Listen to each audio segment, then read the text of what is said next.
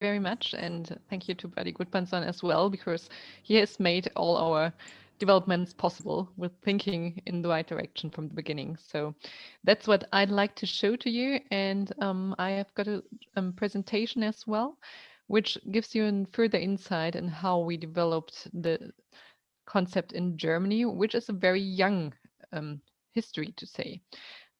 I'd like to give you a short insight in the beginning for what the foundation does and where the background comes from, so that we started to initiate this concept in Germany, and on what ground we act nowadays, and how we made our first experiences with implementing some problems, some solutions, and some way to go still.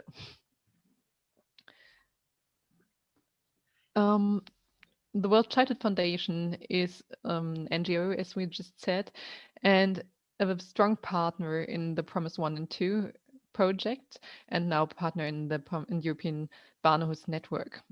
The foundation itself was founded by Her Majesty Queen Sylvia from Sweden, and it was founded more than 20 years ago with one big aim, and that's what our founder said: we have to fight sexual abuse and violence against children, because all children have the right to grow up in a safe and secure environment.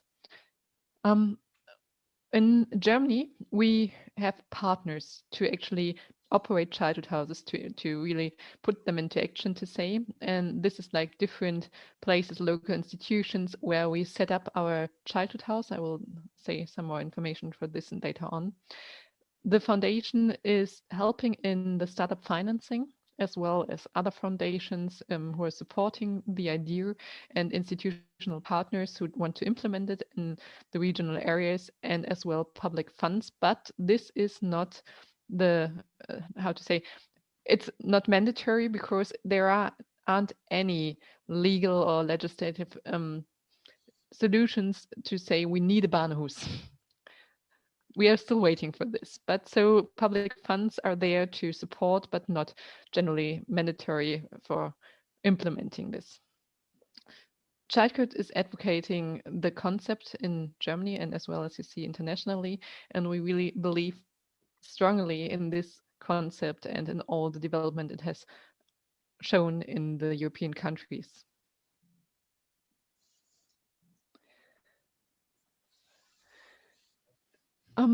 What's the Childhood House, our German Barnahus? It is a sincerely trauma-informed approach to what we want to do, and what Buddy Gudmundsson just said. We are completely relying on the quality standards and the standards that are set by the European Barnahus network.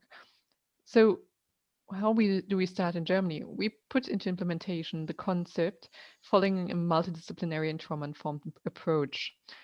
That's building centers for children that have experienced sexual and physical abuse. So we set up from the beginning with sexual abuse, physical abuse, and also neglect.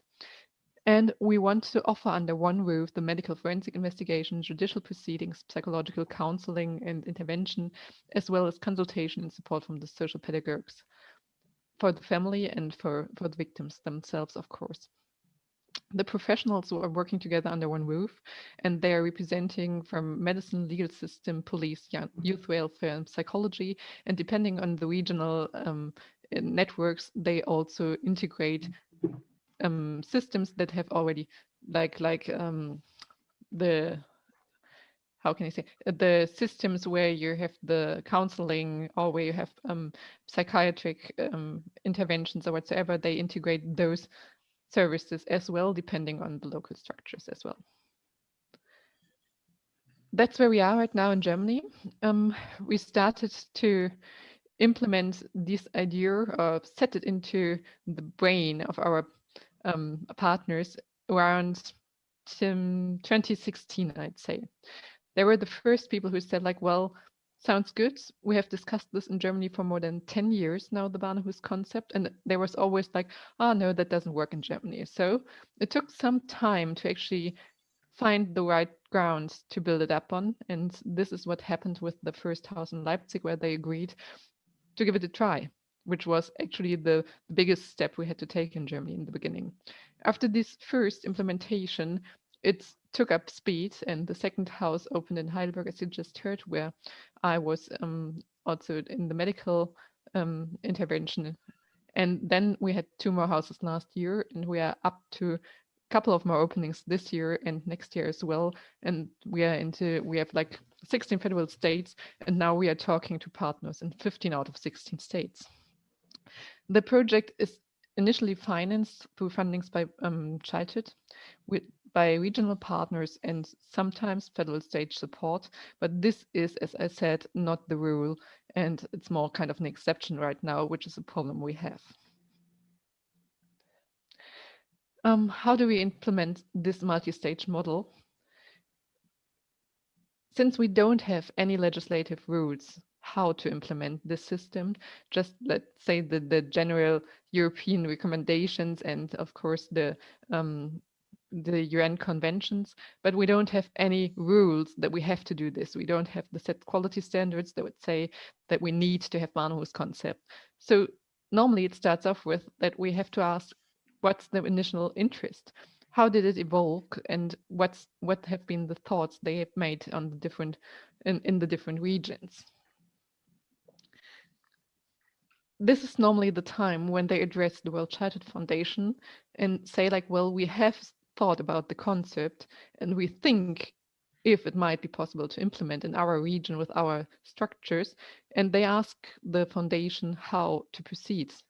That's when we asked our partners, our coming up partners, to put in a self-disclosure with background information of the child protection system, the legal system, how they act in their local and regional networks. And this is also a point of reflection, where we try to get an access to what are the beneficial networks, what are the good services that have evolved in the system, and what's probably lacking.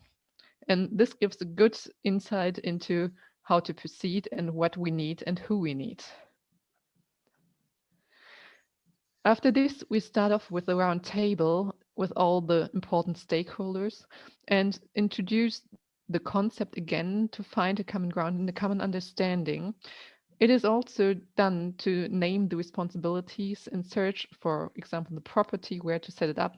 Clarification of common goal and project are at this stage one of the most important things, because as I said, it normally the first interest evokes from people who are working in the system, who have had experiences with cases from the legal point of view, from the child protection services, medical psychology, psychiatry, and they have to get a common understanding with all the partners they need, and also an aim what they want to achieve, because this is something they need to want, because we don't have the rule that we have to.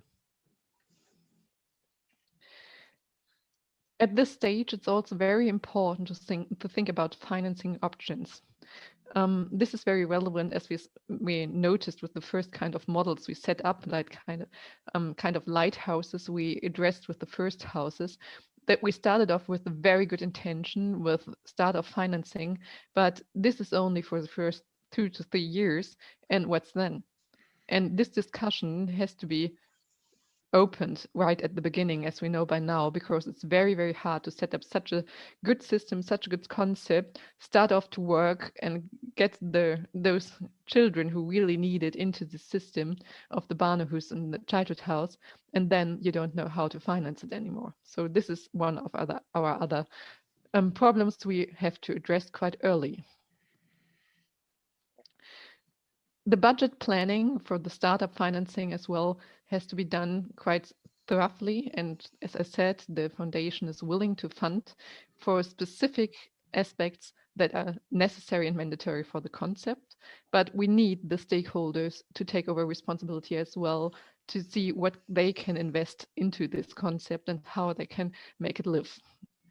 This is also the time when we have to talk about roles and responsibilities of the different institutions in charge, because normally we have like one who's taking over the project coordination, and where it's actually set up is at the moment it's mainly in the medical system, but all the other institutions like the legal system, the police and so on, the youth welfare services, they have to engage. They have to engage with the responsibilities. They have to get clear roles, and as well, there have to be discussions about financing. And the last step into the specific implementation is to discuss the architectural decision building found all the other conversations, what's necessary, what kind of working groups do we need, what kind of panels, what do we need for implementation, to set up our structures, to adapt our systems in the different institutions, how do we work together, how do we set up the multidisciplinary agency and the coordination of this agency, and what do we have to address for daily work. And that's what we ask our partners to work out from their existing networks. What do they get? As we all know, the concept is meant to in the best interest of the child. But even though this should be our aim and should always be in the center of our thoughts, you always have to address other problems as well. What does it give the different institutions? And there are certain aspects that are really, really important that improve the situation for the child, but also for the participants and the professionals. It's very close proximity. You have a clear communication, transparency for all involved in structures and solutions, and how the child is set up in these different systems. The fast access to professional experts, which is not something very common in the system, as you know. They are the systems work very parallelized, as the child protection service and the medical system are not interconnected. And in Germany, we don't have a mandatory reporting system from the professionals to the justice system, to the police. So there is a disconnection as well, and you have to get this all together, and you normally don't get access to the professionals as quickly as you do in the Barnahus. And of course, it's a better mutual understanding for everyone, and the cross-professional competency is growing rapidly as soon as you set up the system.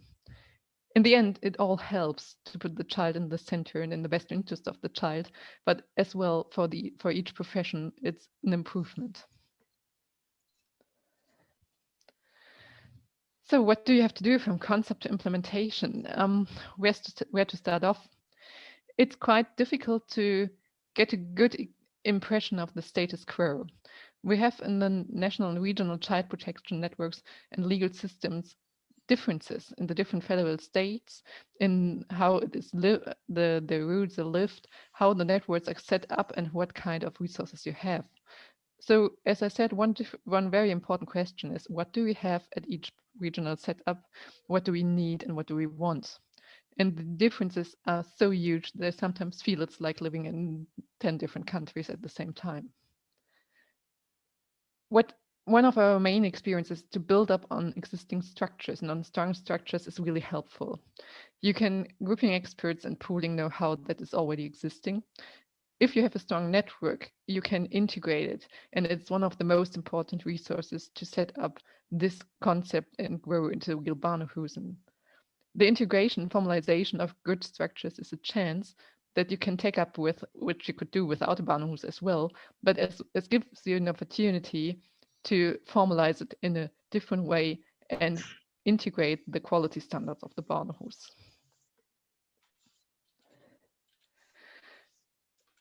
The clarification of responsibilities, as I stressed a couple of times when I was very, very important. As we don't have a rule from one institution or from the legislative perspective, we need a very strong engagement of the professionals who are working with these children from the different professions. You need an institutional support because it's not mandatory, as I said. If the judge or the leading judge of the region doesn't want this, it won't work, because they have to get the support to their people who do the daily work. The existing resources and qualifications are very important, and they're very different at different professions and different places. Sometimes it's the financing in the different federal states. Sometimes it's just growing structures that have lived certain things in one way and others they haven't. The involvement of the municipal and the federal structures is important, as I said, and it is important because you need the backup, even though there is no legal legislative rule how to set it up or how they are actually to involve the system or include it in the child protection and legal services. It is important to know and to discuss with the regional partners what support is mandatory and what might be helpful and where we can actually support even further. Another important aspect is the assignment and the regional responsibility. As the different institutions, for example, the medical and the youth protection service and legislative services police, they don't have common regional assignments. It's sometimes very different where they are actually responsible and how you interconnect with your partners on the border to the next responsibility. This is something we really have to be aware of when we set it up, because it gives you some problems where who is responsible for what reason, for which region, and how can you interconnect with other responsibilities.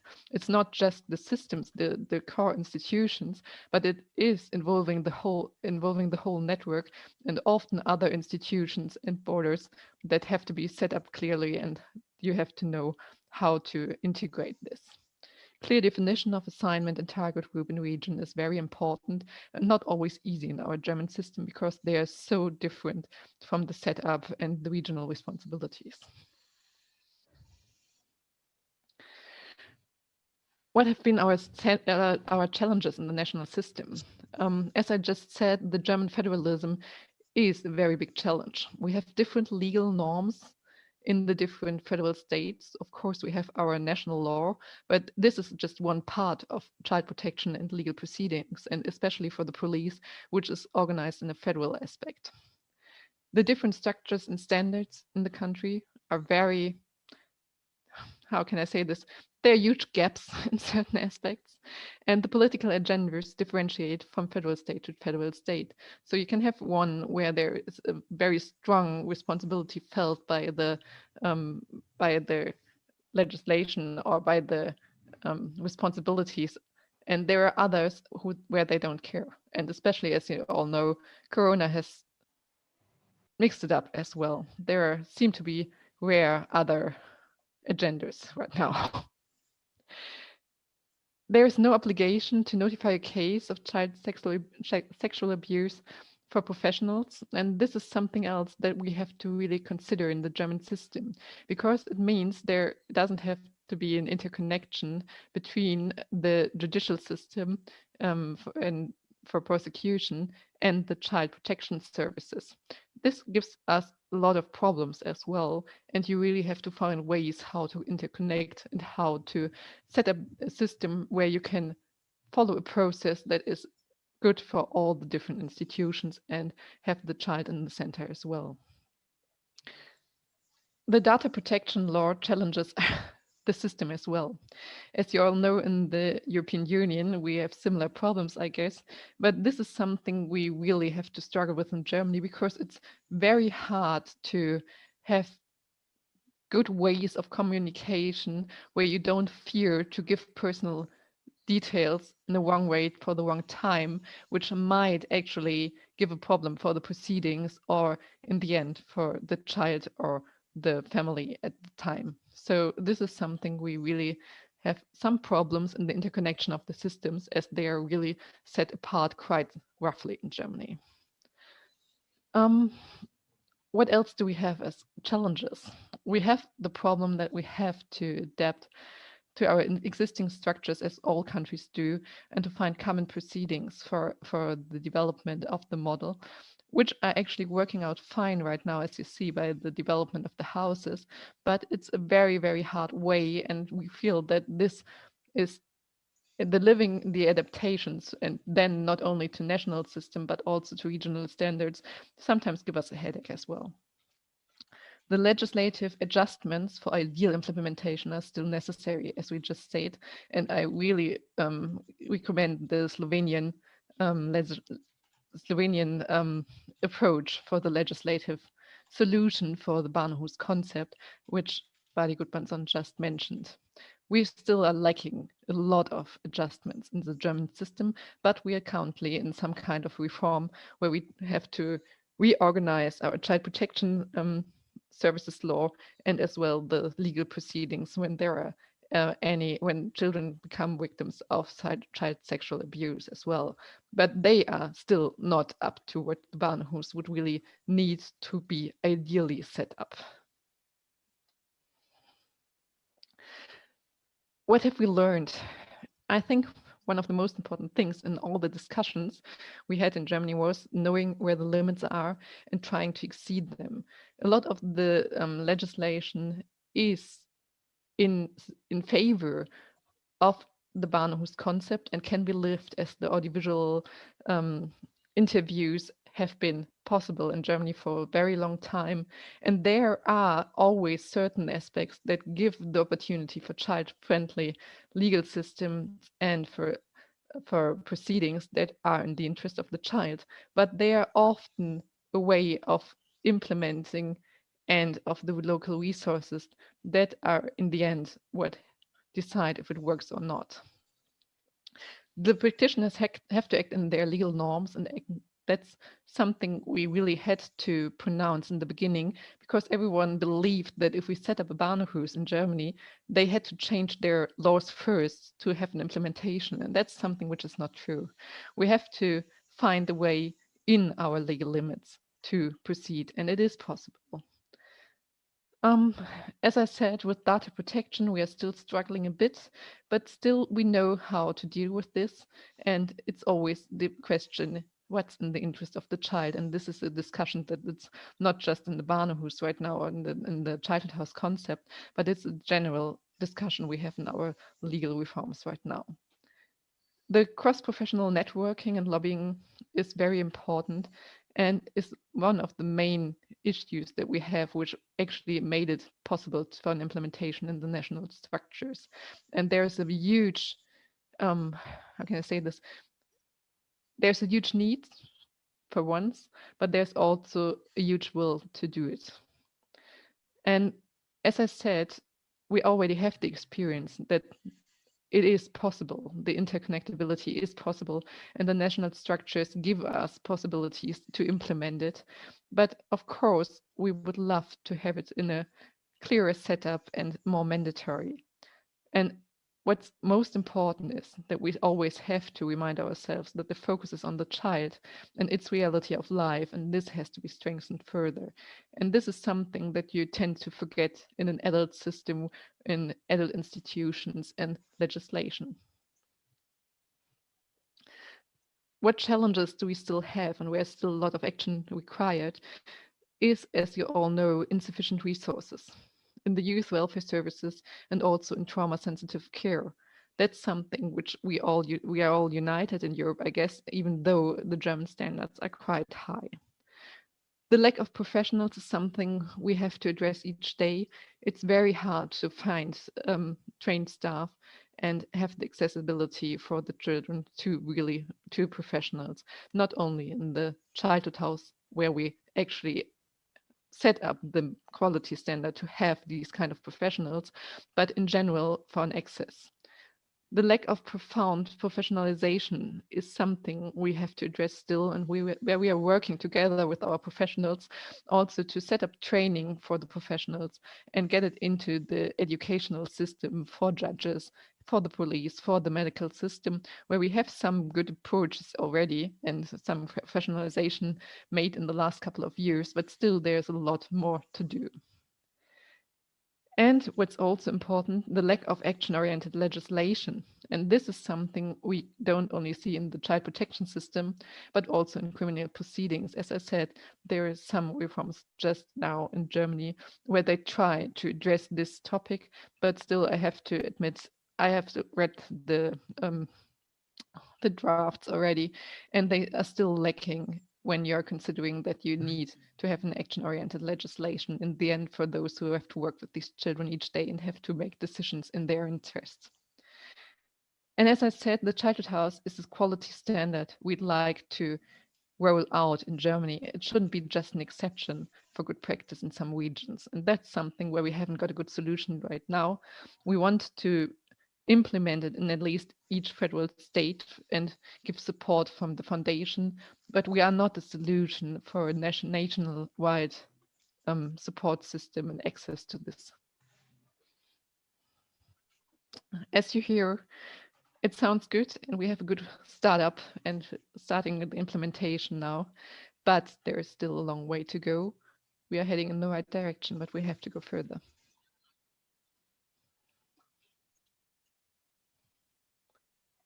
Thank you.